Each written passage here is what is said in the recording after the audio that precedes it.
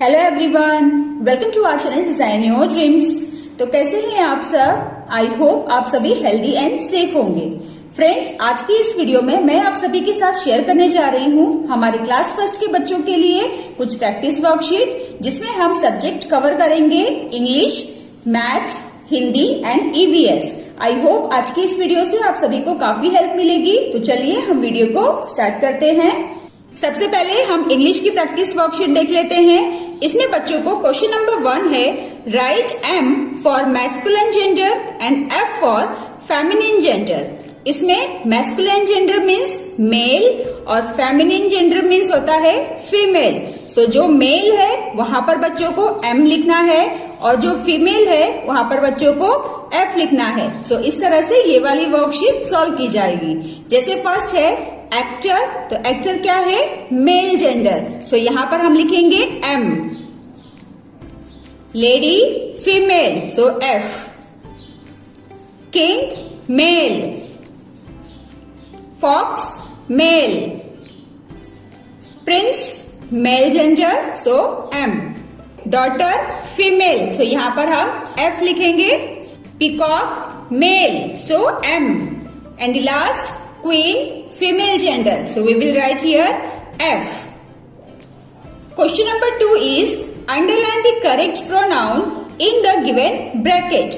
pronoun का मतलब होता है जब किसी सेंटेंस में ना नाउन रिपीट होता है तो हम नाउन को क्या करते हैं? हम रिपीट नहीं करते हैं, उसकी जगह पर हम प्रोनाउन वाले वर्ड्स का इस्तेमाल करते हैं। सो इन चीजों का ध्यान रखते हुए बच्चों को ये वाली वर्कशीट सॉल्व करनी है। जैसे फर्स्ट है शी और he is my uncle. So uncle क्या है? मेल है, तो मेल के लिए हम क्या लगाते हैं? ही। तो ही के नीचे हम अंडरलाइन करेंगे, he is my uncle. It और she is a ball. Ball things के लिए हम इट का इस्तेमाल करते हैं। सो यहां पर करेक्ट आंसर हो जाएगा it. It is a ball. Number 3, she और it is a teacher. Teacher के लिए हम शी लगाएंगे। सो यहाँ पर हम लिखेंगे शी इज अ टीचर। ही और वी आर स्टूडेंट्स। सो यहाँ पर एक से ज्यादा बच्चे हैं तो हम यहाँ पर लिखेंगे we. We are students. Number 6, it और ही इज ब्यूटीफुल रोज। सो जैसा कि मैंने पहले आपसे कहा कि थिंग्स के लिए हम इट का इस्तेमाल करते हैं, सो यहाँ पर भी हो जाएगा it. It is beautiful rose. Question number 3 is underline the suitable this or these. So यहाँ पर आप बच्चों को एक्सप्लेन करें कि सिंगुलर के लिए हम this का इस्तेमाल करते हैं and for plural we use these. So इस तरह से बच्चों को ये वाली वर्कशीट सॉल्व करनी है। So the first one is this or these bed. तो यहाँ पर ये सिंगुलर है तो यहाँ पर हम लिखेंगे this. तो दिस के नीचे अंडरलाइन होगा दिस बेड। रोजेस एक से ज्यादा है यानी प्लूरल है तो यहां पर हम लगाएंगे these roses. Number 5, these this caps. यहां पर कैप्स प्लूरल में है सो यहां पर हम लिखेंगे दीज कैप्स। सो इस तरह से आप बच्चों को दिस और दीज का इस्तेमाल करना बहुत ही अच्छे से सिखा सकते हैं। क्वेश्चन नंबर 4 है, underline the correct doing words in the given sentences. Doing words यानी एक्शन वर्ड। जिस वर्ड से हमें पता चलता है कि कुछ एक्शन हो रहा है, कुछ काम हो रहा है, सो वो हो जाते हैं हमारे डूइंग वर्ड्स। जैसे फर्स्ट है he is brushing his teeth. So brushing क्या है? एक्शन वर्ड है, डूइंग वर्ड है। सो इसके नीचे हमें अंडरलाइन करना है। Teacher is teaching in the class.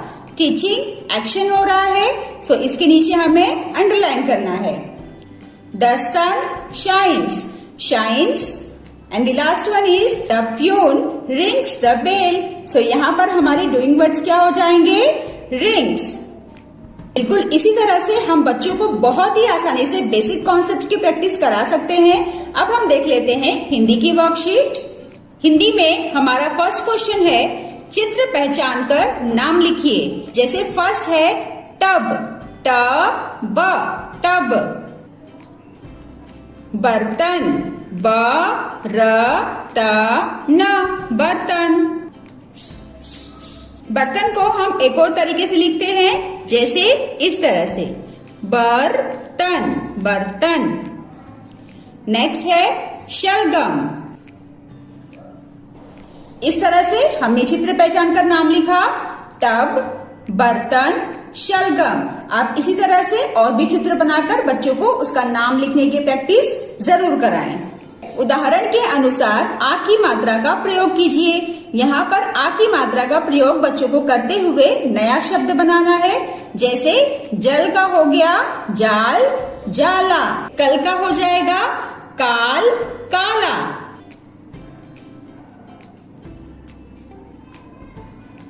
नल का नाल, नाला।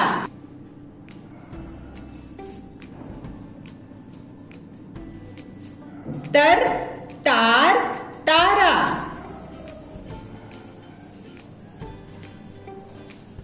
मल का बन जाएगा माल, माला। अब हम देख लेते हैं क्वेश्चन नंबर 3। क्वेश्चन नंबर 3 है, उदाहरण के अनुसार बड़ी ई की मात्रा का प्रयोग कीजिए। जैसे पहला है नील, तो यहाँ पर बड़ी ई की मात्रा का इस्तेमाल करते हुए बना है नीली। ठीक इसी तरह से हाथ, तो हाथ का हम क्या बना सकते हैं, हाथी। थ पर बड़ी ई की मात्रा थी, हाथी। जाल, जाली। सही वर्ण पर रेफ की मात्रा लगाकर शब्द बनाइए। यहाँ पर बच्चों को सही वर्ण पर रेफ की मात्रा लगाना है। वर्ण र की दो मात्राएं होती है, एक होता है रेफ की मात्रा और दूसरी होती है पदेन की मात्रा। सो यहाँ पर बच्चों को रेफ की मात्रा का इस्तेमाल करना है। इसमें आप बच्चों से कहें कि अगर किसी शब्द में आधा र आता है तो उस शब्द में उन्हें रेफ की मात्रा का इस्तेमाल करना होता है। जैसे यहाँ पर है ग व, तो यहाँ पर हमारा शब्द कैसे बन जाएगा, गर्व। अब गर्व बोलते समय ग के बाद आधा र की ध्वनि आ रही है, सो हम आधा र को कैसे लिखेंगे, रेफ की मात्रा का इस्तेमाल करते हुए। गर्व, तो व के ऊपर रेफ आ जाएगा, तो ये हमारा बन जाएगा गर्व। ठीक इसी तरह से सर्प, तो नर्स। धर्म, कर्म, तो यहां पर बन जाएगा दर्पण। सो द के बाद र की ध्वनि आ रही है, तो यानी कि उसके अगले वर्ण पर रेफ लगेगा, तो इसे हम लिखेंगे दर्पण। बर्फ, बिल्कुल इस तरह से। अब हम देख लेते हैं मैथ्स की कुछ प्रैक्टिस वर्कशीट्स। इसमें क्वेश्चन नंबर 1 है, add, write and match, 1 has been done for you. यहाँ पर भी एक एग्जाम्पल दिया गया है। इसी तरह से बच्चों को ये वाला क्वेश्चन सॉल्व करना है। जैसे फर्स्ट है 4 + 5, 4 + 5 = 9। सो 9 के साथ हमें मैच करना है। ठीक इसी तरह से 1 + 6 7। सो यहाँ पर 7 कहाँ पर है, 1 2 3 4 5 6 7। सो हमारा मैच हो जाएगा इसके साथ। 3 + 5 8, तो 8 के साथ हम मैच करेंगे। 2 + 3 5, so we will match with 5। Use addition facts to write the missing number in the box. बच्चों को एडिशन फैक्ट्स की प्रैक्टिस आप जरूर कराएं, क्योंकि कई बार ऐसा होता है कि बच्चे एडिशन करते वक्त काफी कंफ्यूज होते हैं। पर अगर आप एडिशन फैक्ट्स के थ्रू बच्चों को प्रैक्टिस कराएंगे तो इससे उनकी डाउट्स क्लियर होगी और वो बिल्कुल भी मिस्टेक्स नहीं करेंगे। जैसे 4 + 1, 4 में हमने 1 प्लस किया तो एक नंबर आगे हो जाता है, यानी कि हमारा हो जाएगा 5। 5 + 0 = हाउ मेनी। सो यहाँ पर आप बच्चों से कहें कि 0 का मतलब होता है नथिंग, यानी कुछ नहीं। तो अगर 5 में हम 0 प्लस करते हैं तो हमारा आंसर सेम वही नंबर होगा। तो यहाँ पर हम लिखेंगे 5। 0 + डैश = 7। सो यहाँ पर 0 मतलब होता है नथिंग, कुछ भी नहीं। सो यहाँ पर हम कितना नंबर लिखेंगे, 7। 0 में हम नंबर 7 प्लस करेंगे तो हमारा आंसर 7 हो जाएगा। 0 प्लस 8 इज इक्वल टू 8। बिल्कुल इस तरह से dash plus 6 is equal to 6, यानी कि 6 में हमें 0 प्लस करना है तो हमारा आंसर 6 हो जाएगा। सो इस तरह से आप बच्चों को एडिशन फैक्ट्स की प्रैक्टिस ज्यादा से ज्यादा कराएं, जिससे कि उनकी हर डाउट्स क्लियर हो पाए। Add and write as shown, यहाँ पर जिस तरह से दिखाया गया है उसी तरह से बच्चों के बाकी के भी नंबर आंसर करने हैं। जैसे फर्स्ट है 2 plus 1 3, 3 plus 1 4, 6 plus 1 7, 0 plus 1 1, 7 plus 1 8, 1 plus 1 2।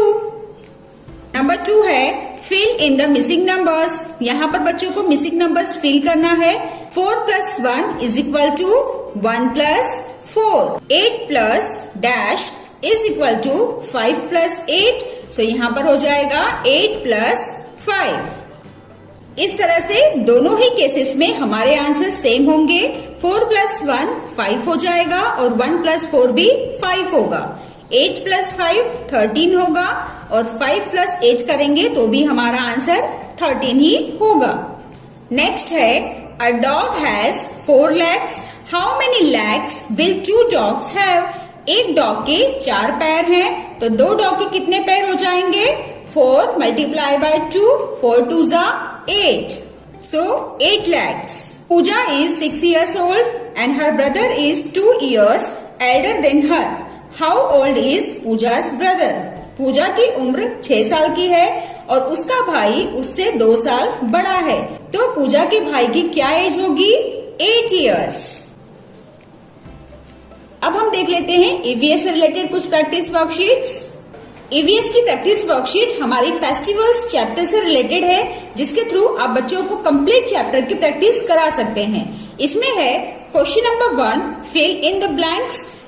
First one is festivals are the times to feast or sleep, so correct answer will be feast. Number 2, people organize langurs on Christmas or Gurpurab, so correct answer will be Gurpurab.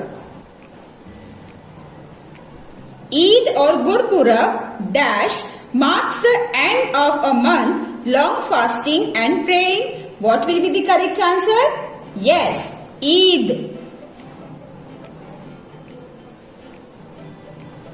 Now we will see the next one. Question number 2 है write yes or no। इसमें बच्चों को सभी sentence carefully read करना है, then yes और no में answer करना है। जैसे फर्स्ट है festival bring friends and families together. Festivals friends और फैमिली को एक साथ लाता है, so yes। Sewaiyan are made on Holi, क्या सेवैया होली में बनाई जाती है? नो, ये हम बनाते हैं ईद के समय। Next is the birthday of Jesus Christ is celebrated as Christmas. Yes. Question number 3 है explain how people are celebrating the following festivals. यहाँ पर कुछ फेस्टिवल्स के नेम हैं, दिवाली, ईद, क्रिसमस। इन सभी फेस्टिवल्स को हम किस तरह से सेलिब्रेट करते हैं उसे बच्चों को लिखना है। On this day people decorate their houses with lights and diyas, wear new clothes and distribute sweets to each other. So इस तरह से बच्चों को दिवाली का डेफिनेशन लिखना है कि दिवाली किस तरह से मनाई जाती है। अब हम देख लेते हैं Eid. On this day people go to mosque, they hug each other, exchange greetings and distribute alms to the poor and needy. Now we will see Christmas. On this day people decorate Christmas tree, light up their houses and sing Christmas carols. Santa Claus is said to bring gifts on night before this festival. So बिल्कुल इस तरह से बच्चों को लिखना है कि किस तरह से हम इन सभी फेस्टिवल्स को सेलिब्रेट करते हैं। सो फ्रेंड्स, ये थी हमारी कुछ प्रैक्टिस वर्कशीट। आप इसके थ्रू बच्चों को प्रैक्टिस जरूर कराएं। आई होप इससे आप सभी को काफी हेल्प मिली होगी। तो चलिए मिलते हैं नेक्स्ट वीडियो में। Till then bye bye and take care.